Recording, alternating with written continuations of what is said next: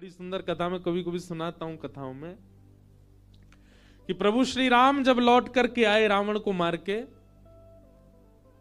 तो जनक जी महाराज ने एक पत्र लिखा और पत्र लिख करके राम जी से कहा कि हे जामाता जी, हे दामाद जी, 14 वर्ष बाद आप वन से आए हो।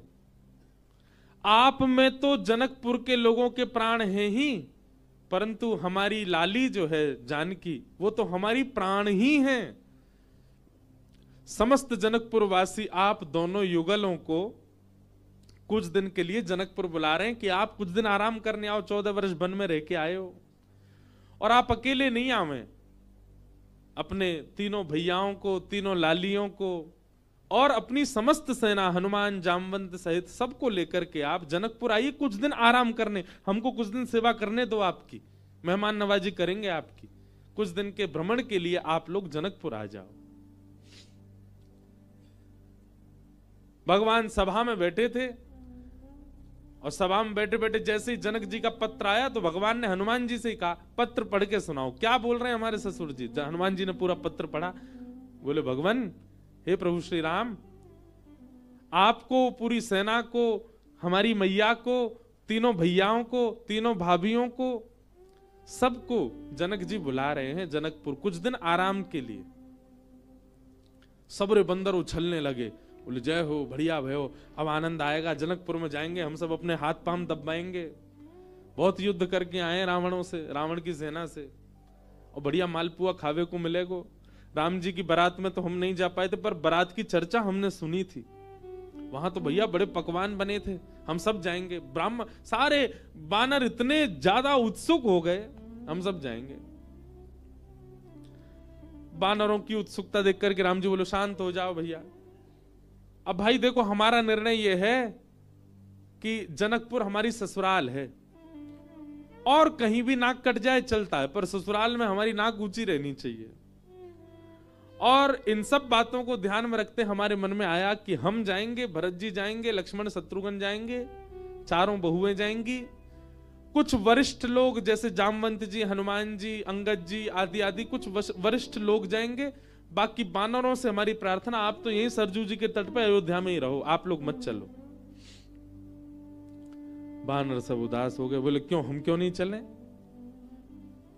बोले, आप लोगों का स्वभाव ऐसा ही है, किसी से भी छीन के खा जाते हो, कहीं पर भी मलमूत्र त्याग देते हो, कहीं भी उछल कूद कर देते हो, डाले तोड़ देते हो, वन उजाड़ देते हो। और जनकपुर हमारी ससुराल है। हमारे सामने किसी ने कह दिया कि अरे देखो, वो वन पूरे बानरों ने उजाड़ दिया। बानर किसके? बोले, राम जी के। तो हमको तो बहुत बुरा लगेगा, लेकिन आप लोगों का यही स्वभाव है, तो क्या करें? इसलिए आप लोग तो अयोध्या में, इसको कितना भी चलो उजाड़ो, ये रहेगा, अपने ही लोग हैं, सुधार भी देंगे। अब वो तो ससुराल है, वहां तो संकोच हो जाएगा हमको। बानर सब नीचे मुंह करके बैठ गए। राम जी तो अपनी घोषणा करके चले गए। जामवंत जी, हनुमान जी बोले, भाई सब लोग उदास क्यों हो गए? बोले, जब रावण से मरवाना था तो हमको ले गए, और जहां रसगुल्ला मिलेंगे, मालपुआ मिलेंगे, फल मिलेंगे, मेवा मिलेंगे, सेवा मिलेगी, वहां हमको छोड़ के जा रहे हैं। हाँ, यही बात है। जहां ये था कि मृत्यु सामने, वहां बानर आगे, और जहां मालपुआ आगे, वहां बानर नहीं छोड़ जा रहे हैं। जामवंत जी ने हनुमान जी से कहा, हनुमान जी आप जाके निवेदन करो। बोले, देखो हम तो कुछ नहीं कहेंगे, हमारे स्वामी हैं, उनकी आज्ञा हमारे लिए सर्वोपरि है, आप बड़े हो, सीनियर हो, आप ही बात करो। जामवंत जी गए और राम जी से कहा, देखो सब बानर बहुत उदास हो गए, आप ऐसे मत करो, मैं जिम्मेवारी लेता हूं, एक पत्ता भी जनकपुर का टूटेगा नहीं किसी वृक्ष का। ले देखो, आ गए ऊपर से। इनकी काम की बात चली, सुनवे आए। बोले, आपके ससुराल में एक चीज भी यहां से वहां नहीं होगी, हमारी गारंटी। राम जी बोले, भैया 100, 200, 300 बंदर नहीं है, करोड़ों बंदर हैं, किस किस को संभालोगे? बोले, वो हमारी जिम्मेवारी। मैं वचन देता हूं आपकी ससुराल में एक बात भी ऐसी नहीं होगी जिससे आपको संकोच अनुभव हो। अच्छा देखो, राम जी को संकोच की कोई चिंता नहीं है, तो लीला कर रहे थे, राम जी आनंद कर रहे थे। जामवंत जी बोले सब बानरों की जिम्मेवारी मैं लेता हूं। राम जी बोले देख लो, फिर हम कुछ बात होगी हम तुमसे ही कहेंगे। जामवंत जी बोले आप कह लेना हमसे, बस जिम्मेवारी हमारी। ठीक है। जामवंत जी बाहर आए, बाहर आकर के सब बानरों से बोले हाँ भैया सुनो, राजी हो गए राम जी आप सबको ले जाने के। बंदर तो छलन लगे, जय हो राजा रामचंद्र भगवान की जय हो, हमारे जामवंत जी की जय हो, अब तो जाएंगे खूब आनंद करेंगे। बोले लेकिन सावधान, मैंने जिम्मेवारी ली है, एक पत्ता भी नहीं टूटना चाहिए जनकपुर के किसी वृक्ष का।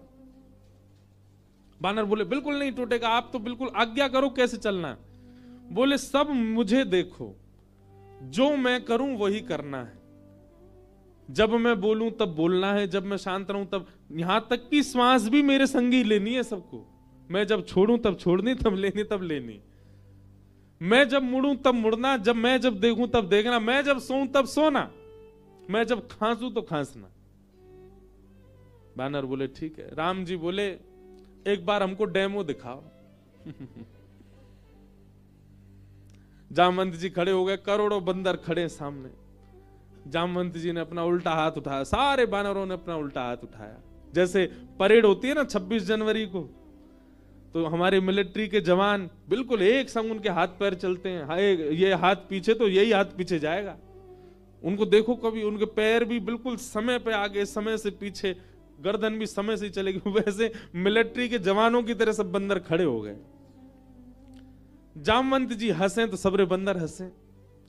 जामवंत जी खांसे तो जिनको खांसी नहीं आ रही वो जबरदस्ती खांसे। लोग खांसना ही है, जामवंत जी खांस रहे हैं। राम जी बोले चलो ठीक है, अब चलते हैं जनकपुर। आहा, जनकपुर की ओर जा रहे हैं। 14 वर्ष बाद वन से लौटने के बाद, राज्याभिषेक के बाद, राजा रामचंद्र भगवान पूरे नगर में उत्सव मनते जा रहे हैं। जहां जहां से निकलते हैं वहीं पुष्प वर्षा हो रही है, विशाल सेना राम जी की चल रही है। पर इस पूरी यात्रा का सबसे श्रेष्ठ केंद्र बिंदु, आकर्षण बिंदु था बानरों की परेड। बिल्कुल ऐसे चल रहे हैं सीधे। जामवंत जी इधर देखे तो सब बानर इधर देखे, जामवंत जी नीचे तो सब नीचे, जामवंत जी खुजा में तो सब खुजा में। जैसे ही जनकपुर में पहुंचे, राम जी की सब बलैया लेने लगी अटारी इनसे, हमारे पहुना आए हैं, हमारे जमाई राजा आए। सबके नेत्र सजल हो गए। पर पूरे जनकपुर में जैसे ही बानरों ने प्रवेश किया, आहा, बानरों की ऐसी प्रशंसा, भैया कैसे सुधरे भाई। अच्छा, जामवंत जी ने सबके काजे वस्त्र भी सिलवाए थे। सब बानर बिल्कुल बढ़िया, ऊपर को आधी बगलबंदी सी पहन के, नीचे धोती सी पहन के, टोपा से पहन के चल रहे थे। कैसा, मैं तो चिंतन करता हूं कैसे लग रहे होंगे सब। हम बंदरों के बीच में ही रहते हैं ना वृंदावन में। महाराज आरती का थाल ले लेकर के जनकपुर की सब नारियां आरती कर रही हैं, पर बानर नहीं उनकी ओर देखे भी। जब जामवंत जी देखेंगे तभी देखेंगे। जनक जी महाराज ने स्वागत किया, और स्वागत करके खूब प्रेम से वार्ता हुई। और फिर बोले भैया पूरे जनकपुर में हल्ला है आपके बानरों का, कैसी सेना। लग रहा है देखते ही बनता है कि यही बानर मार सकते हैं रावण की सेना को। इतने शिष्टाचारी, इतने गंभीर। देखो इतनी बड़ी सभा में करोड़ों बानर बैठे हैं, पर सुई गिर दो तो उसकी आवाज भी आ जाएगी। Pin drop silence. दूर बैठे जामवंत जी सिर हिलावे, सब बानर करें हाँ। अब आप बहुत दूर से चल के आए हैं, सबकी प्रसाद की व्यवस्था है। हाँ भाई, सब बानरों के आगे चौकी लगाओ। पहली बार बानर चौकी पे बैठ के पाएंगे। चौकी पे बैठ गए, चौकियों के आगे दूसरी चौकी, चौकी के ऊपर सोने की थाली, चांदी की कटोरी। आहा, क्या बढ़िया। सब बानरों की थाली, पहली बार बानरों के आगे थाली लगी है। लेकिन बानर थाली में नहीं देख रहे हैं, सब जामवंत जी को देख रहे हैं। पनीर की सब्जी आई, काजू की सब्जी आई, ये सब्जी आई, मिष्ठान आए, पूड़ी आई, 5 प्रकार की पूड़ी आई, रोटी आई, चावल आए। बानरों का स्वभाव क्या है, आप केला भले ही हाथ से दो लेकिन फिर भी छीन के ही लेगा। बानर का स्वभाव होता है, उसका छीनने का ही स्वभाव होता है। पर सारे बानर ऐसे बैठे जामवंत जी को देख रहे, टेढ़ी टेढ़ी नजर करके देख तो रहे थाली में क्या क्या आ रहा है, लार टपकती जा रही है, लेकिन नहीं, जामवंत जी जैसे कहेंगे वैसे खाना है। सबको फल दिए गए, फलों में सब फल अमनिया करके दिए, आम सबको साबुत दिए गए, सबकी थाली के आगे आम रखे गए, सब बिल्कुल थाली हो गई। जामवंत जी महाराज ने सब बानर की ओर देखा, सब बानर बिल्कुल जामवंत जी को देख रहे थे। जामवंत जी ने हाथ में जल लिया, अन्नपूर्णे सदा पूर्णे, सब बानर बोल रहे अन्नपूर्णे सदा पूर्णे। थाली के ऊपर 4 बार घुमाया, सब बानर घुमा रहे हैं, आचमन किया, सब बानर आचमन कर रहे हैं। जनक जी बोले राम जी मान गए आपकी इस सेना को, क्या अद्भुत बानर है सब।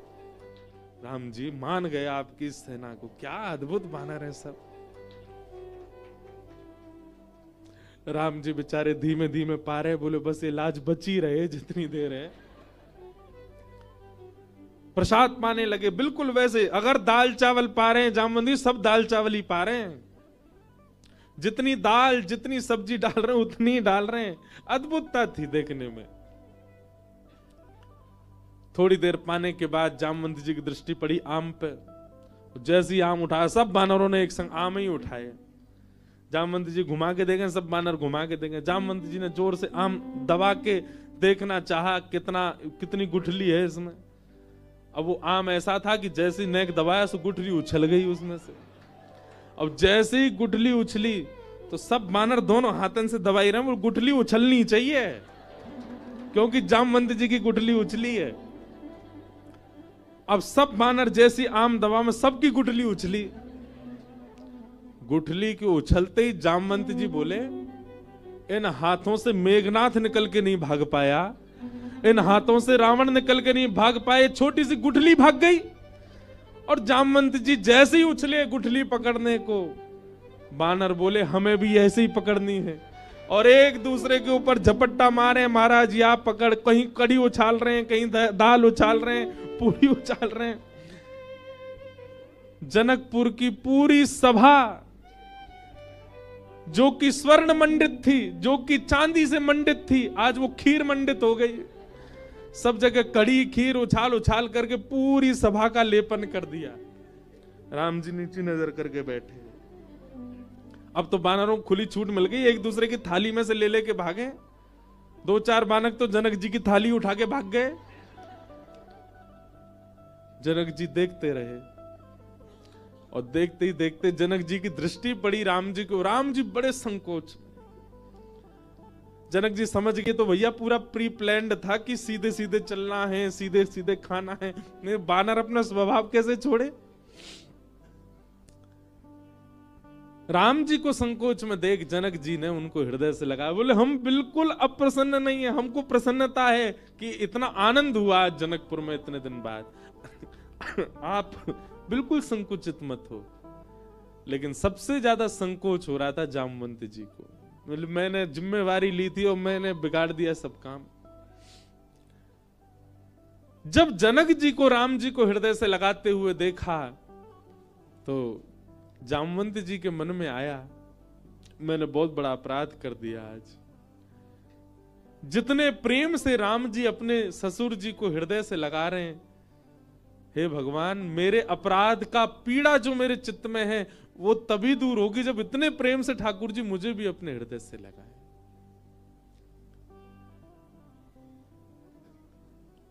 जामवंत जी की हृदय की भावना राम जी पहचान गए।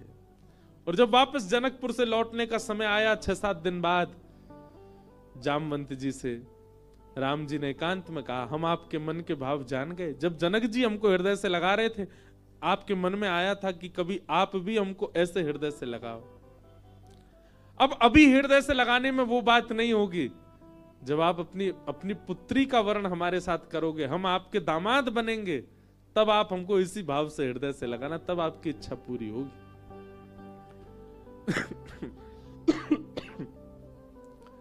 जामवंत जी को 1 युग तक प्रतीक्षा करनी पड़ी और 1 युग बाद आज वही राम जी जब कृष्ण बनकर के आए, जामवंत जी ने अपनी पुत्री जामवती का विवाह भगवान के साथ किया। बोलो जामवती रमण भगवान की।